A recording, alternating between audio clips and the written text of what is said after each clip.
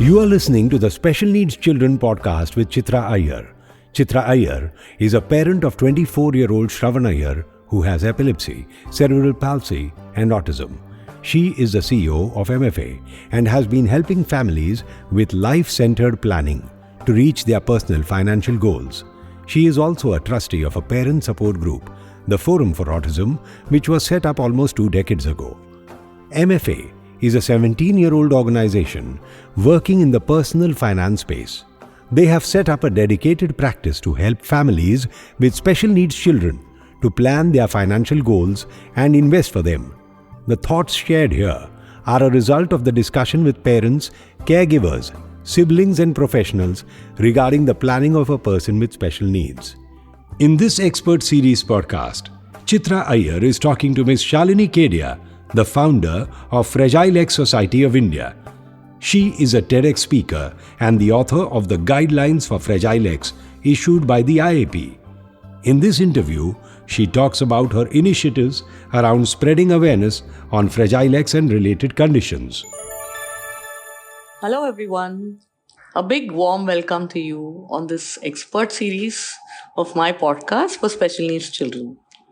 I have with me today Ms. Shalini Kedia, who founded the Fragile X Society of India in 2003. Till date, she and her team have helped over 4,500 families who are affected with this condition. She is a TEDx speaker and the co-author of the Guidelines for Fragile X issued by the IAP. She works very hard on spreading awareness on Fragile X and its related conditions. Welcome to you, Shalini. Thank you so much, Chitra. It's a pleasure to be here today. It's been so long since I know you, and I've seen how much of effort you've put in, especially for a lot of families, and the amount of talks that you have done and the hard work you've been putting in terms of increasing awareness. I'm coming straight to the first question to you, Shalini. You know that increasing awareness about Fragile X syndrome has been really close to your heart, and you've done amazing amount of legwork here. Can you please share your entire journey of setting up this foundation and start from what is Fragile X? How would you like to explain this to anybody who is listening to you, and what kind of work are you doing today, please? So I think spreading awareness for Fragile X and related conditions is a very important part of what we do. But at the core of our organization is helping families whose children have already been diagnosed with Fragile X syndrome. We handhold them and we can take them through the steps in the beginning. We connect them with other families, and that has always been our first priority. So, like a parent support group, right? Absolutely. It's a parent support group. It's a go-to. It's all in one, where should we go for this doctor? Where should we go for this therapy? Okay, the doctor suggested this medicine. Should we give the medicine? Parents can have all kind of questions, and we are always there to reply to them. So that is the core of our organization. And along with it came the need to spread awareness, because we realized that many families were having more than one child affected with Fragile X syndrome. Now, that was only happening because the first child was not diagnosed. So how do you work around that? Was to spread awareness about Fragile X syndrome to help families and doctors get the right diagnosis, and the family can make an informed decision for the next child. So out here, let me tell you what is Fragile X syndrome.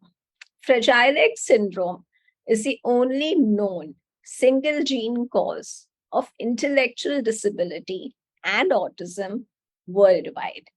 Sounds like a very large definition. In simple words, any child who has autism should surely be tested for Fragile X syndrome, because Fragile X syndrome could be the underlying cause of his autism.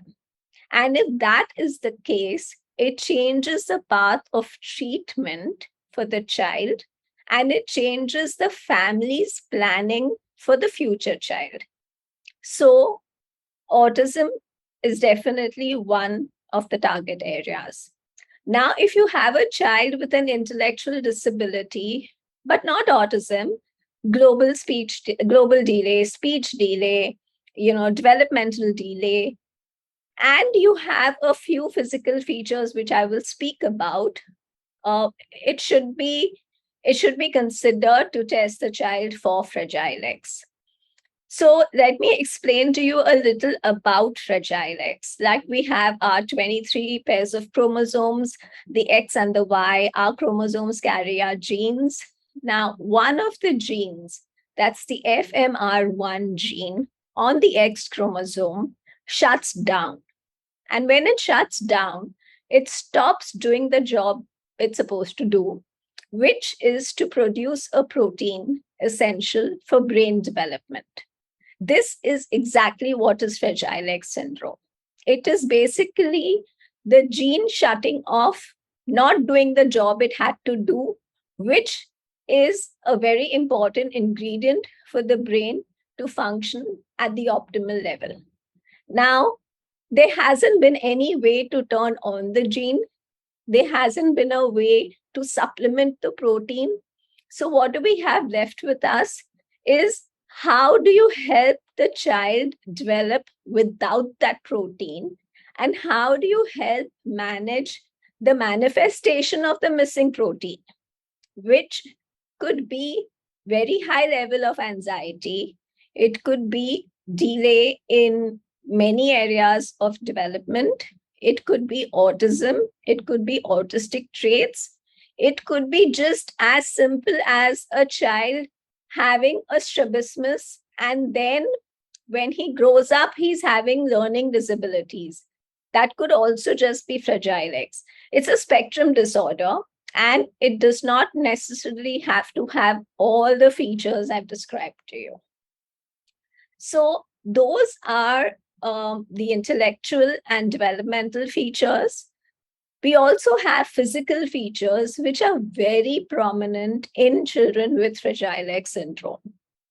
Children will have a long face, a large forehead, protruding ears, a prominent chin or a jawline, hyperflexible joints. So these are physical go-to red flags. And I keep telling doctors, families, lay people, if you come across a child who has autism, and as you speak with the mother, you get to know that, oh, when he was born, he had a strabismus. That child should be tested for Fragile X because it's connected. So these are things which we have been spreading around the doctor community, the community of therapists who again see a lot of these children. And over the last 3-4 years, while we were in the pandemic, we also started doing a lot of webinars where we were teaching the basics of Fragile X syndrome to medical students. So when they're out there practicing, they're well equipped already. Another facet to our whole organization is we have a 360-degree approach for awareness.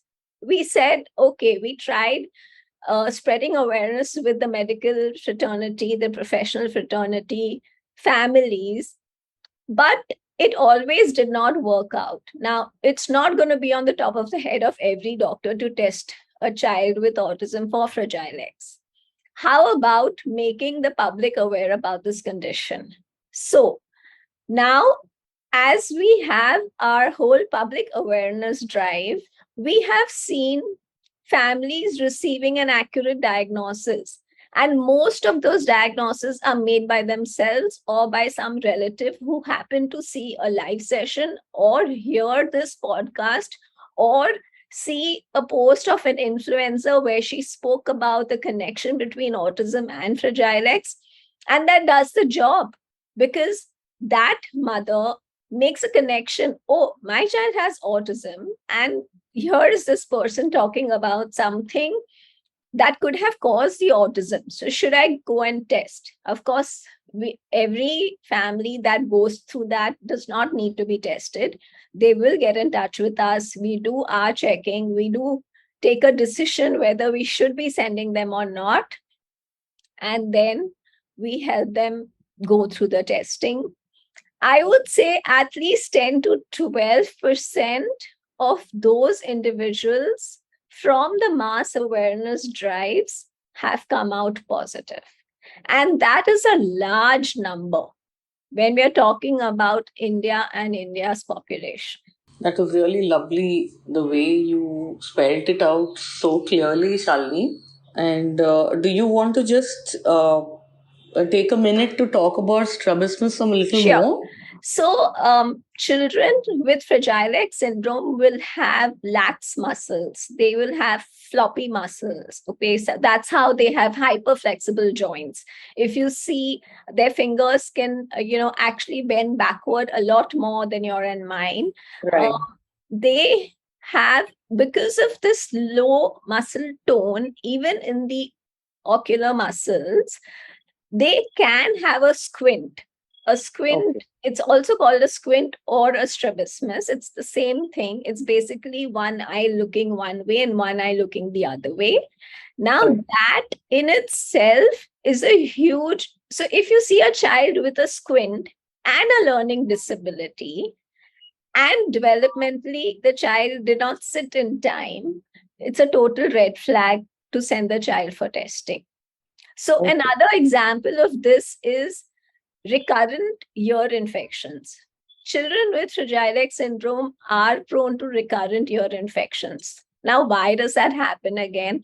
We talked about lax muscles, floppy muscles. Their ear canal tubes are floppy, they don't drain out well, they collect material, and they get ear infections. So, if you come across a child with a learning disability, someone who's had recurrent ear infections, had to put tubes in the ear to drain out the collection, a red flag for testing for Fragile X. Correct.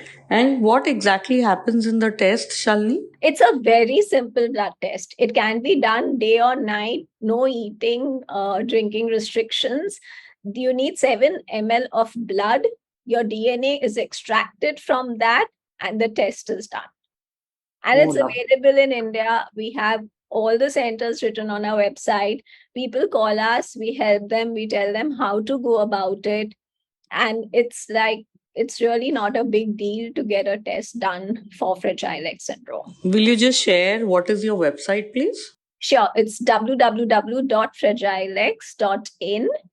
And thankfully, on all the social media handles, we've got Fragile X India as a handle. Fantastic. We That's do lovely. share a lot of information, especially, of course, I think Instagram has picked up a lot, and we actually get a lot of queries from people sitting in Europe, US, Iran, and they'll be writing to us, and then I'll be rerouting them back to someone in their own country.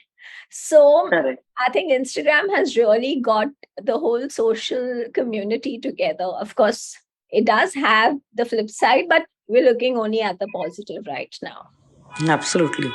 What about our interior, Shalini, in terms of, the semi-urban or completely rural places? Are they also, do they have access to info like this? That's very difficult because we have the guidelines that have been drawn out and distributed to every doctor.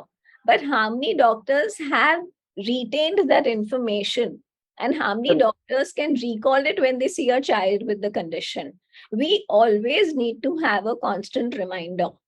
We need to give it. It's not the doctor's mistake. We need to remind them that there is this condition which does exist and could be the underlying cause of autism.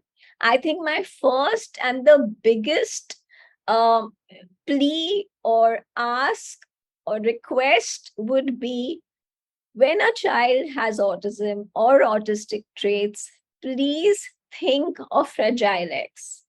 I have a lot of doctors, parents coming to me and saying, क्या फर्क पड़ता है, autism होगा या fragile x होएगा, therapy तो करना ही है, the child is as it is, what is going to change? So I need them to know everything is going to change. A, you get to know the cause of the condition. You know which part of the brain has a protein missing, and you know exactly what to do to help the brain develop without that protein. So you are not looking helter skelter and trying stunts. I heard this one that this therapy works, and I heard this one this therapy works. No, just do what works for Fragile X. Your search, and it's a constant search. You speak to a mother of a 20-year-old and you suggest a new therapy, she's very ready to try it even today. So your search for therapies stops. You know the right way forward. There are medical interventions that can help the child. And most importantly, the second child. What I have experienced is, when a family has one child with autism, and if that's their first child, they don't want to go ahead and have a second child. They all live with the fear, what if the second child has the same condition? And then we are in a place where children with Fragile X syndrome haven't received a diagnosis of Fragile X syndrome, but autism. And in that family, there are 4 children with autism. So once a family gets to know that the underlying condition of autism in my son is Fragile X syndrome, there are ways to have another sibling, another offspring without the condition. So that is a huge step forward for that family, because you're actually empowering them with information to make an informed decision about their future, rather than the decision they have made out of fear. Their decision to not have another child is only out of fear. What if the second child has the same problem? It's very valid, very valid. I cannot refute that. But Okay. today, when we have the medical science where the family can have a second child, I mean, I actually have families who will have a son with 8 years old and with autism. And when they get diagnosed with Fragile X, she'll say, do you mean to say I can have a second child who will not have this condition? And I say, yes. And she's like appalled, because she had given up that dream 8 years ago. And she's like, am I still capable of, and should I still plan and think of another child? So you're changing their entire life with that diagnosis. Absolutely. Very, very well shared. Also, Shalini, would you say that for when you have a Fragile X diagnosis, the intervention compared to just autism also changes? The intervention changes to quite an extent, because the intervention I don't mean here is only therapeutic intervention done in the therapy center. I would call about intervention even at home, because when we are talking to families, we actually train them as to how to make changes in the house to help their child. So today, when you know the child has Fragile X syndrome, blindfoldedly, we know they are visual learners. So we tell the family, the mother will say, वो सुनता नहीं है, उसको मैंने 4 बार बोला ये करने, वो नहीं सुनता है. I said, हाँ वो सुनेगा भी नहीं, आप उसको फोटो दिखा के बोलो.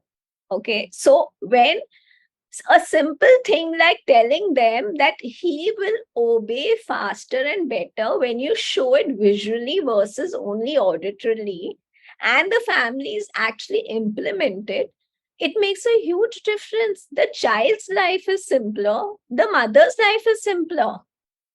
Now, when we have these kind of tips, which are again incorporated at the therapy center, at the school, where where nowadays all therapists are very open to making these kind of changes. Okay, if a child is a visual learner, we need to have a visual schedule ready before we start the therapy session. You need to have a visual timer. Do these children understand time? How do you expect a child at home, the mother saying we will go in half an hour? Does the child understand half an hour?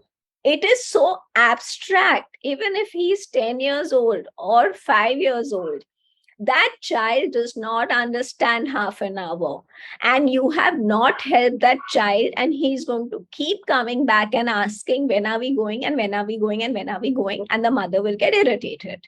Versus, use a visual timer. All resources are available today in India. You have everything, whether it's the iPad, on your phone. I know families who make the visual resources.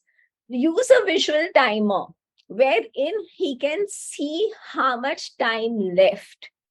And every time he comes to you to ask you how much time, point to the visual timer. That is a system you are going to be teaching the child, to teach him time and to take pressure off yourself. Because the mother gets drained out. She says, in half an hour, he'll ask me 100 times. So I said, okay, now you try the visual timer and don't open your mouth. Just point to the timer. Just point to the timer. Don't open your mouth and say, see the timer. Don't even do that much. Just point to the timer.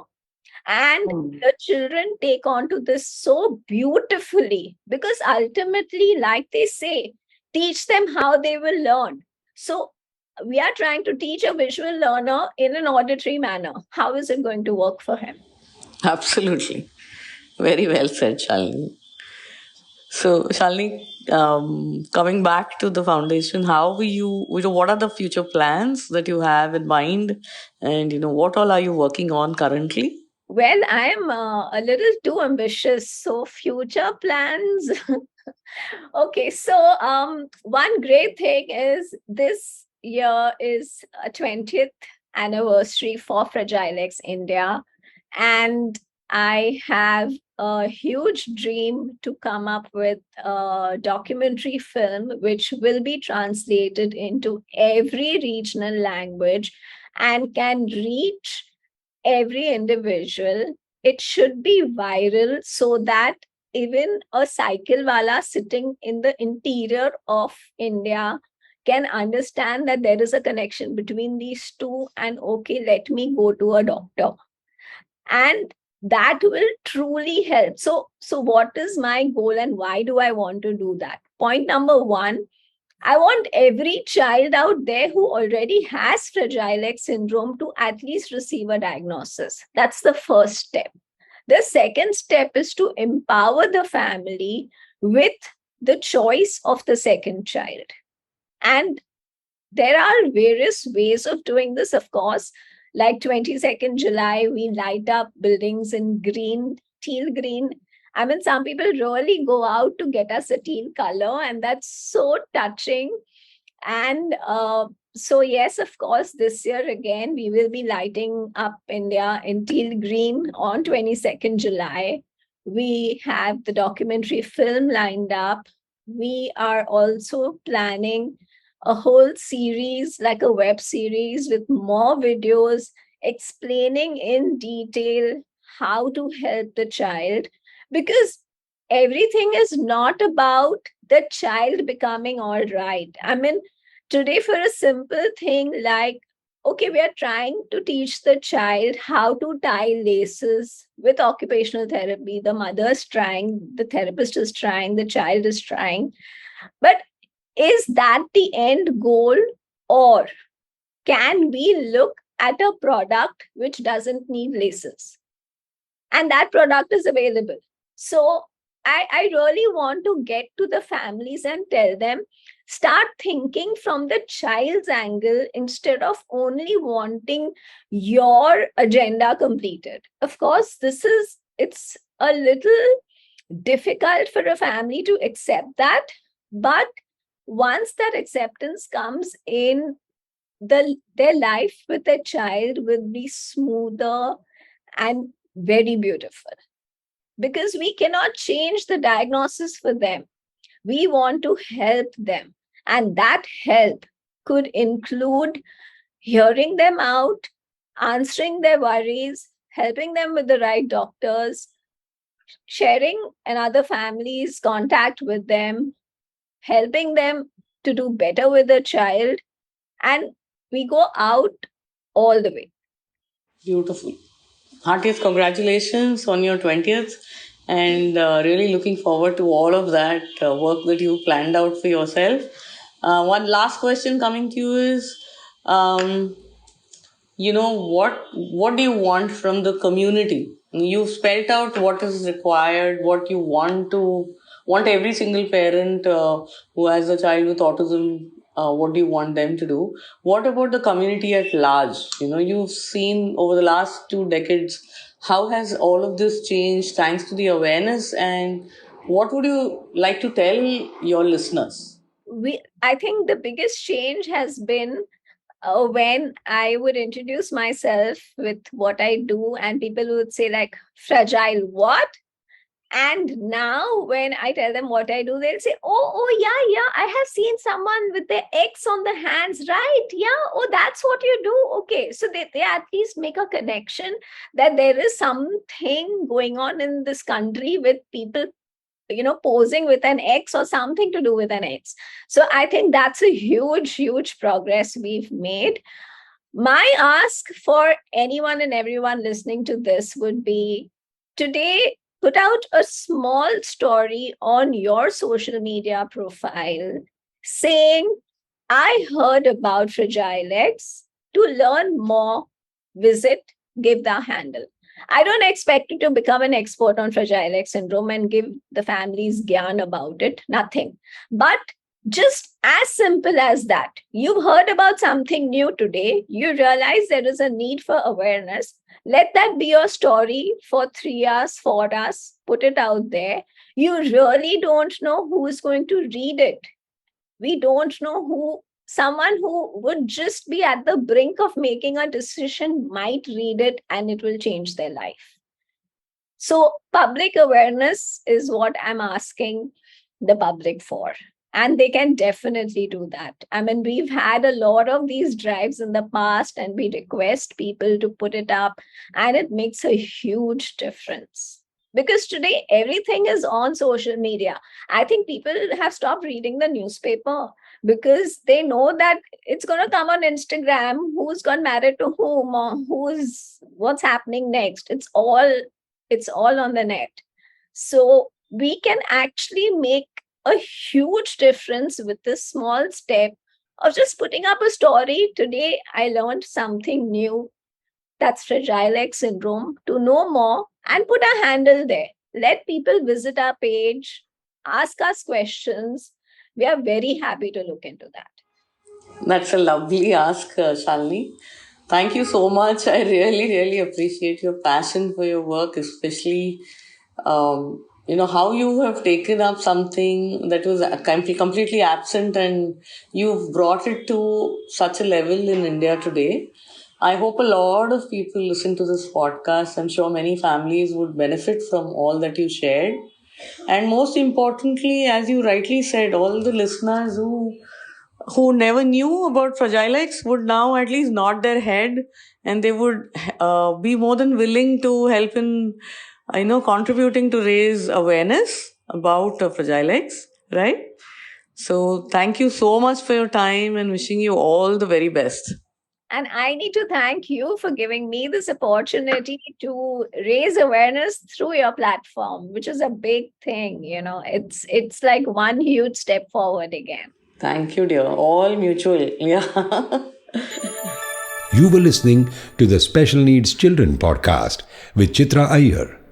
the CEO of MFA, and a trustee with the Forum for Autism. If you find this podcast relevant and interesting, it will be great if you leave a review, share, like and subscribe. You can also let us know if there is any specific topic that you would like us to cover. Feel free to email her on chitra.iyer@myfinad.com, or you can call her on 9833785892. That is 9833785892.